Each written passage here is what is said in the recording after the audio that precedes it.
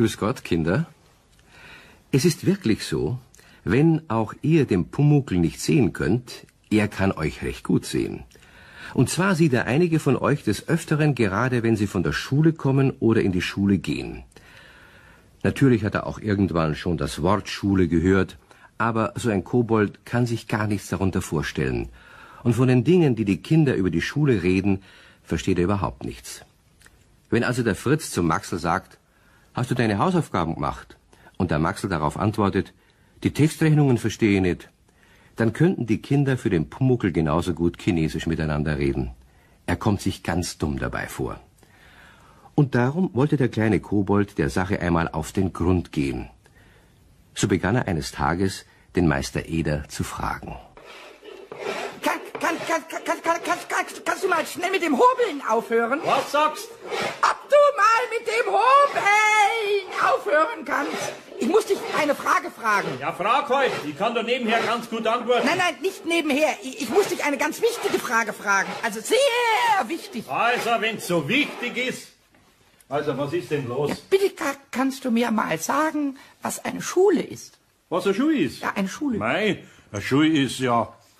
Hast du das große Haus gesehen? Was Ja. gegenüber von der Wirtschaft? Ja, die Wirtschaft. Wo ich mein Bier immer hol. Ja, und das ist große- eine Schule. Ja, Eine das- Bierschule. Ja, na, Kinderschule. Das große Gelbe mit den vielen Fenstern. Ja.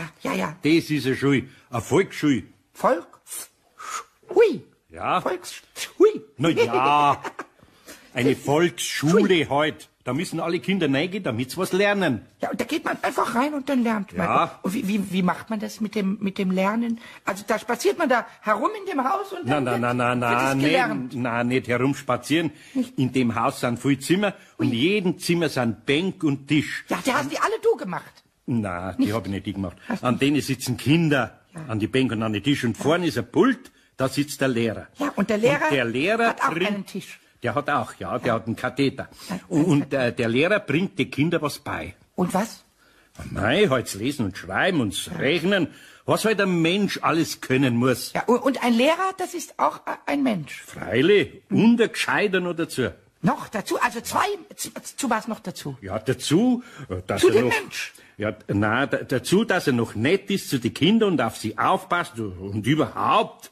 Also, ich muss dir sagen, ich bin gern in die Schule gegangen. Ich möchte auch ganz gerne in die Schule gehen. Du? Ja, sehr gerne. Na. Sehr gerne. Das ist nichts für einen Kobold. Wieso? Weißt, in der Schule, da darf man keinen Unsinn machen. Da muss man still sitzen und aufpassen und... Guck mal. Das kannst du nicht still Schau mal, wie ich still sitzen kann. Guck mal, so. Guck mal, jetzt, pass auf, jetzt bin ich still. Schon. Moment, jetzt. Schon, ja, aber nicht lang. Ja, Gell? das war jetzt aber schon sehr lang. Oh. Und außerdem, weißt du, es sieht mich ja keiner, wenn ich mich bewege. Ich bin ja unsichtbar. Na, und dann kommst du plötzlich auf dumme Einfälle und machst dann Mords durcheinander. Sowas kann man in der Schule nicht brauchen. Eine Schule ist eine ganz ernste Sache. Ja, und ich bin ein ganzer ernster Kobold. Schau, wie ernst ich sein kann. Ja, Siehst aber- du, wie ich hier meinen Mund so runterziehe? Ich kann sogar ein Gedicht mit Ernst machen. Pass mal auf. Wenn du lernst, bist du ernst. Na. Und entfernst du dem Ernst. Okay. Bleibst du dumm. Knall und bumm. Aber das ist ein ja- sehr ernstes Gedicht. Okay. Doch. Ja, Mit heruntergezogenen Mundwinkeln Das hab ist ich nicht geschaut. schlecht. Trotzdem, ich glaube besser, Wenn du du bleibst lernst, daheim. bist Für einen Kobold, da bist du gescheit nur. Nein.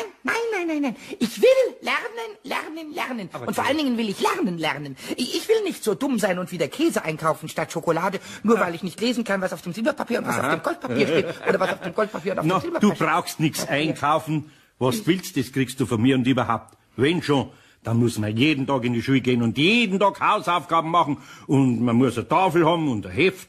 Und das ist alles größer als du bist. Na, das geht nicht. Wenn der Pumuckl will, dann geht alles. Da. Der Hobel fällt runter. Ja, hörst nicht auf. Und die Raspel. Also jetzt hörst du auf, gell? Nein, weil ich dir zeigen muss, was ich alles kann, wenn ich Ja. will. Also mit dem Bleistift zum Beispiel, da kann ich einen Strich machen, so. Ja, gibst du nicht gleich den Bleistift her? Na, und der Bleistift fällt zum Beispiel auch runter. So, guck mal. Ja. Wenn ich will. Ja, wenn du willst. Das Ich ist glaube meine dir Kunst. schon, dass du allerhand fertig bringst. Aber in die Schule gehen, das weiß ich, das wird nichts. Das gar nichts weißt du, überhaupt nichts. Ich gehe nämlich einfach, und zwar gehe ich Das jetzt weiß sofort ich. und auf der Stelle. Jawohl. Hui, hui. Pumuckl! Pumuckl! Ja, Pumuckl! Herrschaftszeiten, jetzt ist er einfach davon. Mein. Das wird was werden.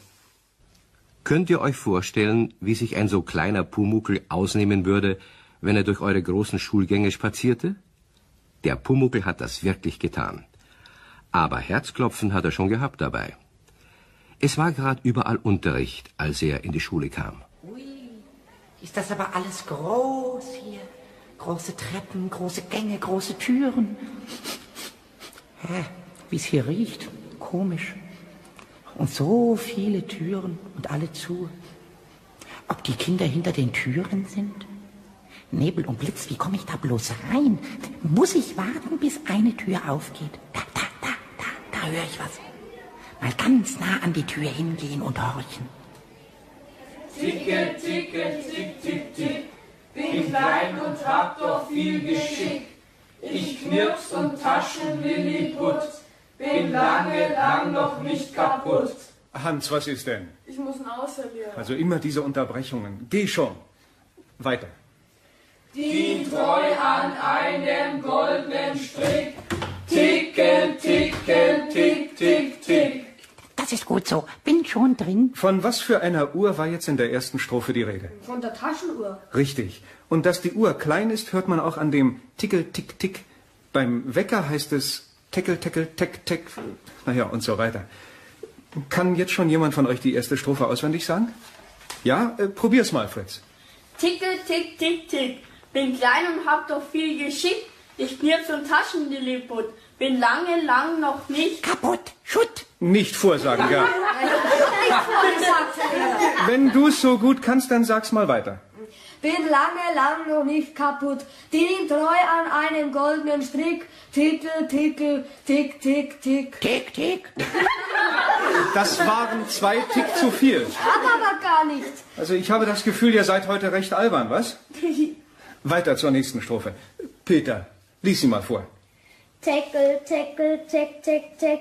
Willst du, dass ich dich morgen weck, dann stell den Zeiger auf 7:30 und pünktlich wird Radau gemacht. Stör deinen Teckel, teckel. Deckel weg. Also jetzt wird's mir aber zu dumm. Wer ist denn das immer, der da die Bemerkungen macht? Natürlich keiner. Also gut, wenn's keiner war, dann waren's alle. Und es schreiben alle das Gedicht bis morgen 2-mal ab. Ganz einfach, nicht wahr? Aber Lehrer, Jetzt ist sowieso Pause. Hinaus mit euch, ihr Gesellschaft. Juhu, ja! Jetzt ist der Pumuckl schon eine halbe Stunde weg. Der wird doch nicht in der Schule bleiben. Mei, hoffentlich stellt er nicht zu früh an. Willst du, dass ich dich morgen weck? Ja, mei, da bist du ja wieder, bin ich froh. Ja, es ist Pause, da bin ich mal schnell nach Hause gegangen. Ah, Pause? Ja, es ist sehr schön in der Schule. Die machen lauter Reime wie der Pumuckl. Na, was nicht so. Ja, und wenn ihnen kein Reim einfällt, dann machen sie eben selber Worte. Also zum Beispiel So? wie so, also Geschick, tick, tick, keck, keck, teck, teck. Es ist ganz einfach. Also, das kommt, pass auf, es kommt daher ein dicker Mensch, reimig, pinsche, pansche, pensch. Das ist sehr No, ich weiß nicht. sehr schön. Du Pumuckl, vielleicht hast du da was falsch verstanden. Nein, gar nichts. Aber ich weiß, was ich falsch mache. Man muss ein Gedicht mit so einer Stimme sagen. Also ich sag dir. Ja, wie? Lass hören. Bin lang noch nicht kaputt. Diene treu dir auf dem Schut. Rate mal, von was für einer Uhr war jetzt die Rede? Von einer Uhr war doch überhaupt nicht die Rede. Ja, das hab ich nämlich gelernt. Echt? So? Ich weiß mehr als du. Von einer Taschenuhr war die Rede. Jetzt hör mal wieder. Also pass mal was auf. du alles lernst. Also jetzt noch ein neues Gedicht. Pünktlich wird Radau gemacht von morgens 7 bis 7:30. Das ist ein Wecker, weil es aber Teckel, geh. Teckel, Teck, Teck heißt. Okay. Das ist schön, nicht? Okay, Das ist solch sehr einer Schmarrn. Das stimmt ganz bestimmt nicht. Doch, ich bin ja gescheiter als du. Aber ich muss jetzt freilich. weiter lernen. Die Pause ist vorbei. Lieber Eder, lebe wohl. Sole, Sole, Sol, Sol, Sol. Hey, hey, Pumuckl! Pumuckl! Weg war er. Und diesmal hat er es einfacher gehabt, in eine Klasse zu kommen, weil die Pause gerade aus war und die Kinder in die Schulzimmer geströmt sind. Diesmal ist er in eine Klasse geraten, die gerade Erdkundeunterricht gehabt hat. Ja, das ist, also wie die gespielt haben, ist verrückt, völlig verrückt.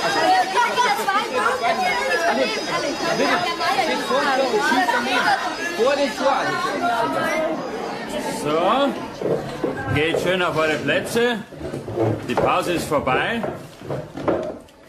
Wovon haben wir denn das letzte Mal in Erdkunde gesprochen? Otto? Wir haben von dem Bayerischen See. Ja, von den Bayerischen Seen gesprochen. Na, dann erzähl mal ein bisschen was. Es gibt große Seen, ja. Große Vorlandseen und kleine Alpenrandseen. Ja, große Vorlandseen und kleine Alpenrandseen. Sie liegen in einer Moränenhügellandschaft. Ja, sie liegen in einer Moränenhügellandschaft. Und woher kommen die Moränenhügel? Von den eiszeitlichen Alpengletschern. Von den eiszeitlichen Alpengletschern. Was ist denn schon wieder los, Maxl? Ich weiß auch nicht. Das Buch ist ganz von allein runtergefallen. Ja. Alles passiert ganz von allein. Mensch, jetzt kann ich dir nicht mehr vorsagen. Bleib nur gleich stehen, Maxl, und zähl mir die 5 bayerischen Alpenrandseen auf. Unsere Alpenrandseen heißen Kochelsee und Königssee. Na komm, ein bisschen schneller. Königssee. Badewannensee. Nicht eins. Ja, und Wannensee. Wie bitte? Du meinst wohl den Walchensee. Ein Walchensee. Na und weiter? Kochelsee, Königssee, Walchensee. Meister Edersee. Edersee. Tegernsee. Mein lieber Maxl, Tegernsee. Wenn du schon nichts weißt und nur auf das horchst, was man dir einsagt, dann wasch dir wenigstens die Ohren und sag's richtig nach. Nicht mehr unsere 5 Alpenrandseen zu wissen, also das ist eine Schande. Setzen. Uli, sagst du? Ist das langweilig? Da gehe ich lieber wieder heim. Was war denn jetzt das? Also ich muss schon sagen, meine Geduld hat auch ihre Grenzen. Wenn jetzt noch einmal so etwas... Meister Eder, da bin ich wieder. Ja? Na, was ist denn? Also das Lernen ist schon sehr anstrengend. Da muss man ja gleich gehen, von einer Anstrengung. Ist ja auch Blödsinn, dass du in die Schule gehst. Jetzt bleibst du daheim. Lernst ja doch nichts. Doch, ich lerne viel, sehr viel. Ja, was denn schon? Also Nachsagen und Einsagen und Vorsagen und Das Hinsagen. darf man doch nicht. Was heißt nicht dürfen? Das muss man. Wenn man in der Schule was gefragt wird, dann muss man, einer muss flüstern, nicht? So? Ja, und der andere, der muss dann sagen, Mohren, Lähnen, Hügel, Schlaftland. Und der flüstert, der darf dabei in ein Buch schauen. Das wissen wir aber nicht. Nur leider ist ihm das Buch. Ja, was ist mit dem Buch? Dem ist das Buch. Dem ist das Buch Ja? runtergefallen. Was? Ganz von allein. Ah, das heißt, dass es du runtergeschmissen hast, hä? Nur ganz nebenbei, also nebenberuflicherweise. In der Hauptsache habe ich richtig, also vorgesagt. Und der Maxl hat es auch fast richtig nachgesagt. Aber der Lehrer. Der Lehrer, was ist mit dem Lehrer? Furchtbar. Der hat alles falsch verstanden. Wieso? Das verstehe ich nicht. Ja, ich habe vorgesagt Bad Wannensee, der Maxl hat nachgesagt Wannensee und der Lehrer, der hat Walchensee gesagt. Okay. Das ist dumm, nicht? Ja. Aber nachsagen, das war sehr Feines. Gib mal acht. Ich sag dir jetzt immer was vor und du musst das bloß nachsagen. Also was du jetzt sagst. Wir haben 5 eiszeitliche Alpenquetscher und sehen viele Randesel in der Gänenlandschaft. Na, also so ein Schmarrn sag ich nicht Das noch. ist kein Schmarrn, das ist Schule. Lernen ist das. Geh Lernen. zu, wenn du sowas lernst, dann kannst du gleich daheim bleiben. Ich bleibe aber nicht daheim. Jetzt erst recht nicht. Ich werde jetzt gleich noch 1000 Sachen zum dir vorsagen lernen. Jawohl. Ich werde so gescheit, dass du ganz dumm bist. Jawohl. Hui, hui, hui, hui. Halt, ich hab gedacht, dass du schlafen willst statt lernen. Na sowas, jetzt ist er schon wieder fort. Das wäre der Sauber, wenn das so weitergeht. Der Pumuckl ist wirklich nochmal in die Schule. Direkt zwischen den Füßen vom Lehrer ist er mit ins Schulzimmer gekommen. Und diesmal in eine Klasse, in der gerade Zeichenunterricht war. Also, hört doch bitte mal zu. Bitte. Ihr zeichnet jetzt diese Schilfkolben und die Schilfblätter ab. Schaut euch genau die Überschneidungen an und nicht so viel schraffieren und schattieren. Einfache, saubere und klare Linien. Na, also so schwer ist das ja noch nicht, dass man gleich in ein Ui ausbrechen muss. Aber plagen muss man sich schon ein bisschen. Ich bitte mir aber völlige Ruhe aus. Ich muss nur schnell aufs Direktorat. Gerhard, du bist mir für das Benehmen der Klasse verantwortlich. Ja, Herr Lehrer. Also, Seid schön brav. Tragst du schwer an deine Verantwortung, Gerhard? Ach, geh seid stark und zeichnet. Magst du mal Schildgold mitzeichnen? Nein. Da schaut's zum Fenster aus. Da drüben ist ein Kamin. Viel schönes weißes Papier, viel schöne Bleistifte und gar keine Schilfe. Hilfe, keine Schilfe.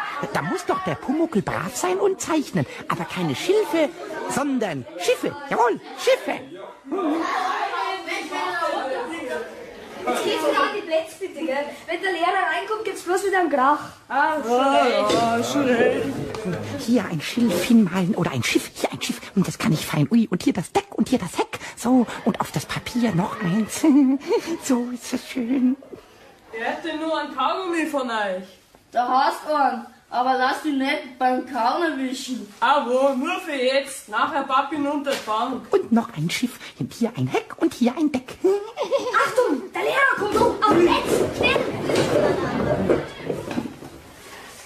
Wehe, wenn das falscher Alarm war, Gerhard. Mei, wer hat denn da so auf mein Blatt rumgeschmiert? Wer hat denn das Schiff daher gemalt? Bei mir ist auch ein Schiff auf meinem Blatt. Bei mir auch. Ui, sag's. Oh, wer war das? Wer war das? Was ist denn da drinnen los? Wollt ihr wohl alle auf eure Plätze gehen? Herr Lehrer, ich kann wirklich nichts dafür. Aber auf unsere Blätter sind plötzlich lauter Schiffe hingeschmiert. Kann man euch denn keine 5 Minuten allein lassen? Die Schiffe waren drauf wie hinzaubert. Lass doch mal sehen. Aber das ist ja eine richtige Schmiererei. Wie alt seid ihr denn eigentlich? Wer hat denn das gemacht? Das ist ein richtiges kindisches Geschmier, wie es nur Dummköpfe machen. Ich will gar nicht wissen, wer es war. Aber der Zeichner soll sich merken, dass ein Segelschiff ganz anders aussieht. Wahrscheinlich hat der arme Kerl in seinem Leben noch keins gesehen. Bedauere diesen armen Tropf. So, und jetzt macht weiter. Werft diese albernen Zeichnungen in den Papierkorb. Und zur Strafe darf 2 Stunden lang überhaupt kein Wort mehr geredet werden. Hans, was kaust du denn da? Ich hab noch von der Pause... Kaugummi? Pfui, Teufel, in den Papierkorb damit. Das Geschmier und das Gepapp, das passt gut zusammen. Ich bin kein dummer Tropf und kein dummer Kopf. Ich bin gescheit. Jawohl. Der Lehrer ist dumm. Dem werde ich's aber zeigen. Ich hol die Zeichnungen wieder aus dem Papierkorb heraus. Ich werf den ganzen Papierkorb um. Jawohl. Schöne Schiffe habe ich gemalt. Sehr schöne Koboldsgesetzesschiffe. Ja, da raschelt was im Papierkorb. Ruhe. Da ist der Maus drin. Ja, wollt ihr denn gleich ruhig sein? Zusammengeknittertes Papier, es raschelt von allein. Ui. Ich klebe an was. Ich klebe an was Menschlichem. Oh, wenn ich an etwas Menschlichem klebe, dann sieht man mich. Und wenn mich einer sieht, dann muss ich in der Schule bleiben. Geh weg, du zähes, klebriges Ding. Weg. Was war das? Der Papierkorb wackelt. Oh, ich will nicht hier bleiben. Weg. Ach, Gott sei Dank bin ich weg. Fort jetzt, fort. Hui! Der Papierkorb ist umgefallen. Aber jetzt führt euch doch nicht so hysterisch auf. Ihr werdet ihn schon so windschief hingestellt haben. Da, hier. Schaut, gar nichts ist da drin. Weder eine Maus noch sonst was. Geht wieder auf eure Plätze und seid jetzt ruhig.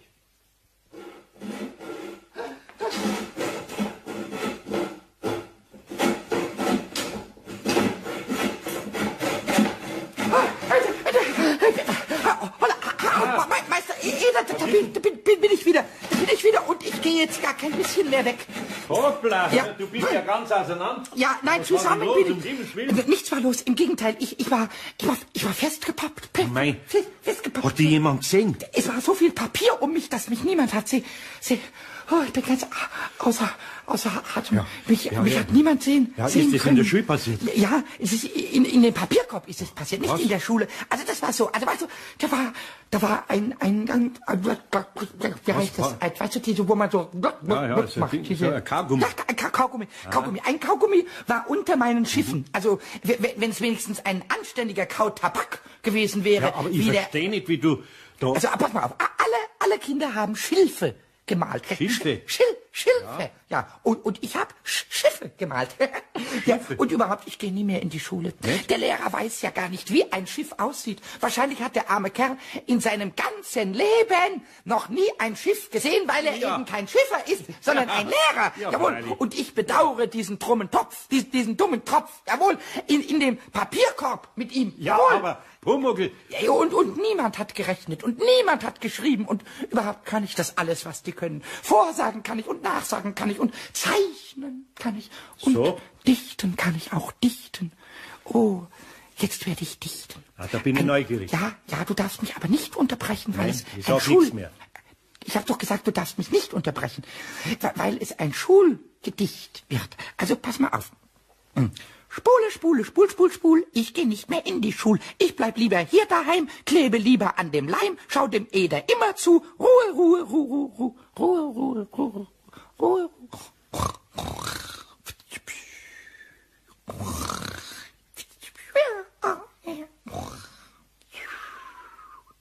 Ja, Kinder, so kommt's also, dass unser Pumuckl nie rechnen und schreiben lernen wird. Die Schule ist halt nichts für Kobolde. Und da sind wir auch ganz froh. Wer weiß, was für ein schreckliches Durcheinander er sonst anrichten würde. Glaubt also ja nicht, wenn euch ein Bleistift herunterfällt oder ein Buch fehlt, dass der Pumuckl daran schuld ist. Der bleibt jetzt schön daheim. Allerdings, was er da wieder anstellt, das muss man auch abwarten. Aber das werdet ihr das nächste Mal hören. Also bis dahin, macht's gut.